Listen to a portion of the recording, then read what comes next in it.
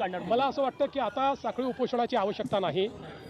जो काही ओबीसी समाजामध्ये एक समज तयार झाला होता की त्यांचं आरक्षण काढून दुसऱ्या कोणाला तरी देण्याचा प्रयत्न होणार आहे, असं कुठेही झालेलं नाही। त्यामुळे मला असं वाटतं की आता ओबीसी समाजाने देखील या संदर्भात आता सगळी आंदोलनं ही परत घेतली पाहिजेत।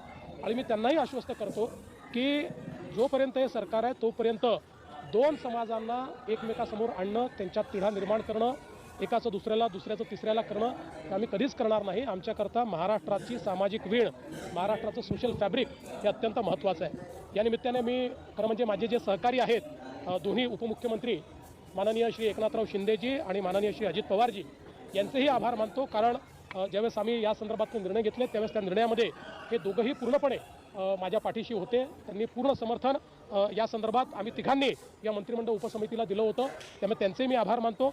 आणि विशेषतः पोलीस प्रशासन असेल, महानगरपालिका प्रशासन असेल, त्याच्यावर खूप ताण पडला, भरपूर अडचणी त्याच्यामध्ये तयार झाल्यात। पण मला असं वाटतं की आता तोही ताण दूर झालेला आहे। माननीय उच्च न्यायालयाने देखील काही नाराजी व्यक्त केलेली आहे।